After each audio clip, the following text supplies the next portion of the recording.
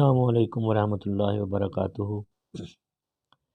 Lecture Urdu برائے PPSC test number 34 تیار کردہ حکیم محمد وسیم اکرم۔ علامہ اقبال نے 1923 میں انجمن اقوام کے بارے میں فرمایا کہ یہ قوموں کو لڑانے کا ایک بہانہ ہے۔ اقبال مائنڈ اینڈ آرٹ کے مصنف پروفیسر جگن ناتھ آزاد۔ اقبال کا نظام فن بھارت کے ممتاز ادیب عبد الغنی کی تصنیف ہے۔ اقبال نے اپنے کس مضمون میں فرد و ملت کے تعلقات کو بیان کیا؟ ملت بیضاء پر عمرانی تنقید میں۔ اقبال کی نظر میں وطن پرستی مادہ کی طرف مائل ہے اور یہ بات اسلام کے اصولوں کے منافی ہے۔ کیا اقبال کے نزدیک دین و سیاست لازم و ملزوم ہے؟ جی ہاں۔ اقبال کے نزدیک اسلامی قوانین کا نفاذ، اقتدار اعلیٰ، توحید و رسالت، اسلامی معاشرہ، شرعی یا روحانی جمہوریت، عظمت انسانی، مسلم حکومت، دستور مملکت، خلافت اقبال، خلافت، فلاحی مملکت، دین و سیاست اور نظام معیشت اسلامی ریاست کے خد و خال ہیں۔ اس کے علاوہ اتحاد بین المسلمین اور حکومت کے عہدیدار، عورت اور سیاست، یہ بھی اسلامی ریاست کے خد و خال ہیں۔ اقبال کے نزدیک نظام معیشت کا نفاذ اقبال کے خیال میں کس میں مضمر ہے؟ شریعت اسلام میں۔ اقبال نے ملت اسلامیہ کے کتنے عہدوں پر بحث کی؟ عہدوں پر، 5 عہدوں پر۔ اقبال نے کن چیزوں کو انسانیت کے لیے نقصان دہ قرار دیا؟ جمہوریت، قومیت اور جاگیرداری کو۔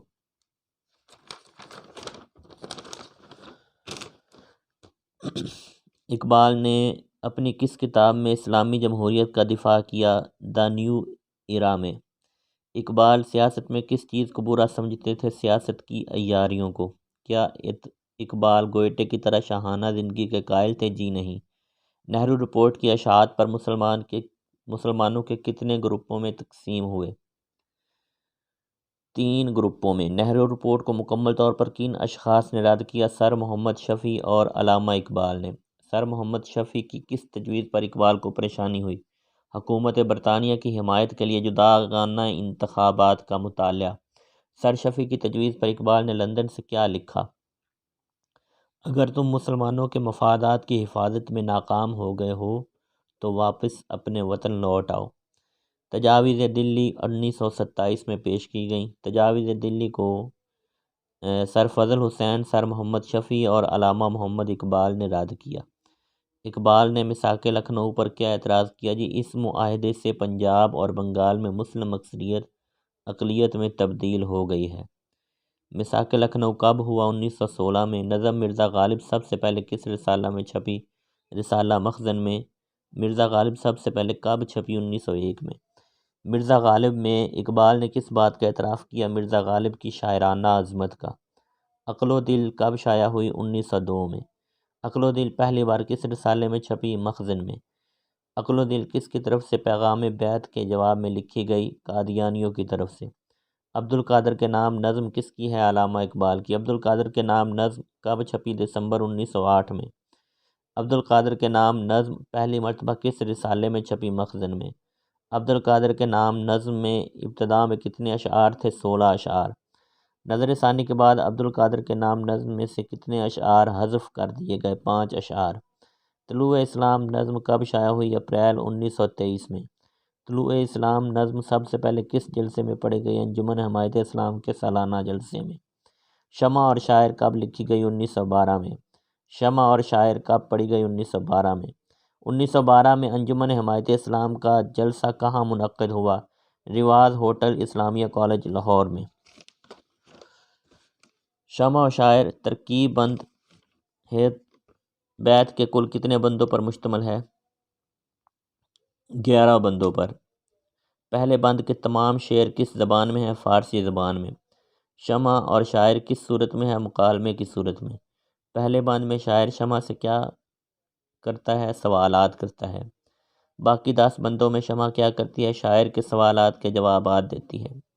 جب نظم حمالہ پہلی بار شائع ہوئی تو اس کے کتنے بند شائع ہوئے؟ 12 بند۔ حسرت موہانی کو کس کا امام کہا جاتا ہے؟ غزل کی نشاط ثانیہ کا۔ اساتذہ کا رنگ کس کی غزل کی نمایاں خصوصیت ہے؟ حسرت موہانی کی۔ حسرت کا سیاسی شعور کس کی غزل کی نمایاں خصوصیت ہے؟ حسرت موہانی۔ زندگی آموز ادب کس کی غزل کی نمایاں خصوصیت ہے؟ حسرت موہانی۔ ہمہ نگاری کس کی غزل کی نمایاں خصوصیت ہے؟ حسرت موہانی۔ جذبات نگاری کس کی غزل کی نمایاں خصوصیت ہے؟ حسرت موہانی۔ حسرت موہانی کا وہ شعر لکھیں جس میں سلاست اور روانی ہو۔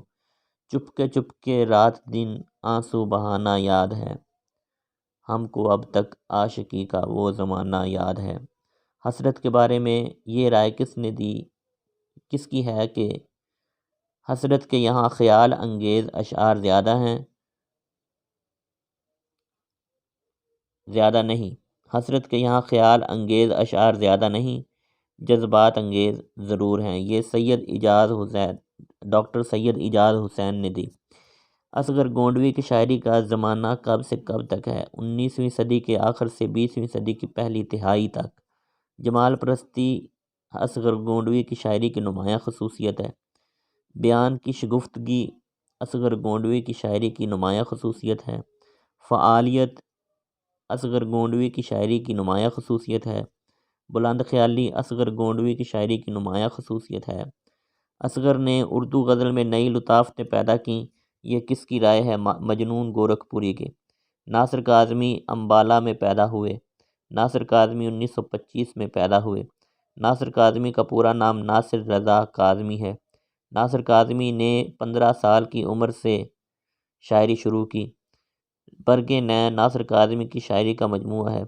دیوان ناصر کاظمی کا شعری مجموعہ ہے۔ پہلی بارش ناصر کاظمی کا شعری مجموعہ ہے۔ نشاط خواب ناصر کاظمی کا شعری مجموعہ ہے۔ ناصر کاظمی نے 1972 میں وفات پائی۔ ناصر کاظمی کی شاعری کے اوپر کس قسم کا رنگ چھایا ہوا ہے؟ اداسی کا گہرا رنگ۔ ناصر کاظمی نے کس کے متعلق لکھا اور خوب لکھا؟ غم دوراں اور غم جاناں کے متعلق۔